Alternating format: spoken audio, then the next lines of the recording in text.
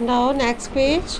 It happened that at morning light, the ugly daughter went out to tend to her flower and found it missing. जब अगली daughter सुबह उठ के गई अपने फ्लावर को देखने के लिए तो उसने देखा अरे वो तो है ही नहीं वहाँ पे. ओवरकम विद ग्रीफ, बहुत दुख हुआ उसको. She ran into her room, वो अपने रूम में दौड़ के गई and began to weep again, और वो दोबारा से रोने लगी.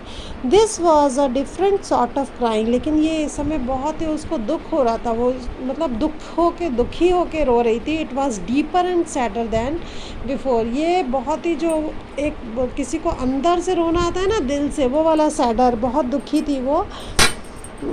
She the beautiful daughter entered the room and set beside her sister. Beautiful daughter अपनी उस सिस्टर के रूम में आई और उसके पास में बैठ के बोली, वाई डू यू क्राई, तुम क्यों रो रही हो. द फ्लावर में बी गॉन, एक फ्लावर ही तो गया है.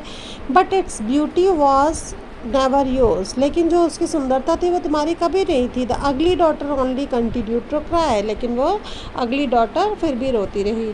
Did you think that one day you might wear the flower and be found beautiful like me. उसने कहा कि क्या तुम ऐसा सोच रही थी कि एक दिन तुम उस फ्लावर को अपने सर पे लगाओगी, अपनी ब्यूटी को बढ़ाओगे और तुम मेरी जैसे सुंदर लगोगी. फुलिश सिस्टर, उसने बोला बेवकूफ़ sister, there is no comparison of your appearance with the flower.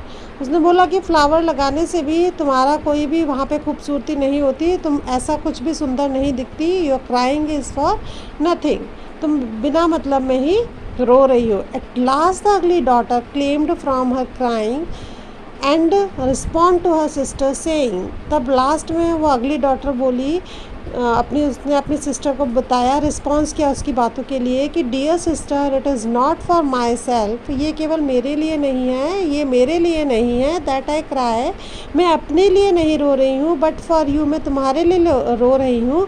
I have always admire your beauty, मैं हमेशा तुम्हारे सुंदरता की तारीफ़ करती हूँ, उसको मानती हूँ.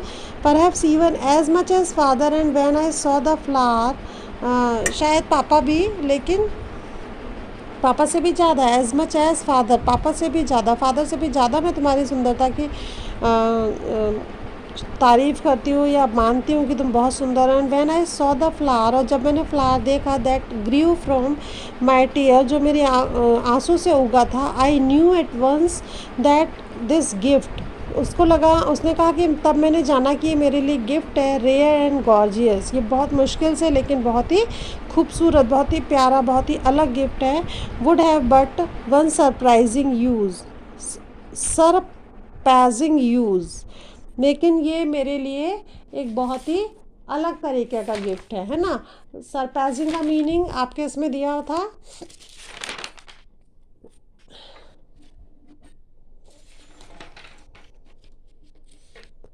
बहुत ही आउटस्टैंडिंग ये मेरे लिए एक गिफ्ट है. I daily tended to cultivate the fragile flower until the day of my sister's wedding. मैं उस दिन तक इस फ्लावर का कल्टीवेट करती रहती, उसको उगाती रहती, उसका ध्यान रखती रहती, जब तक मेरी सिस्टर की वेडिंग थी उस दिन तक. When at long last you could wear it as a brooch of exceeding beauty, कि तुम उस फ्लावर को मतलब अपने सिर पे लगा सको एक ब्रॉच की तरह, एक मार्क की तरह, और जो तुम्हारी खूबसूरती को और भी बढ़ा देता.